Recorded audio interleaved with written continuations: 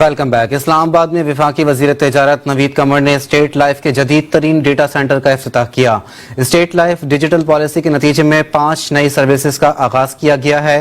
State life ملک کا واحد AAA rated insurance ادارہ ہے جو ملک کی 14 کروڑ آبادی کو بیمہ زندگی اور بیمہ صحت کی خدمات فراہم کر رہا ہے۔ تقریب سے خطاب میں وفاقی وزیر تجارت کا کہنا تھا کہ یہ بات قابل اطمینان ہے کہ اسٹیٹ لائف ٹیکنالوجی سے نہ صرف اپنی خدمات اور استعداد کار میں مزید بہتری لایا جا سکتا ہے بلکہ معاشرے کے پسے ہوئے طبقات کے لیے صحت کی مد میں ناگہانی اخراجات سے نمٹنے کے لیے بھی مختلف قسم کے پلانز کا اجرا کر رہا ہے، جن میں خصوصی طور پر خواتین کے لیے کینسر پروٹیکشن پلان شامل ہے۔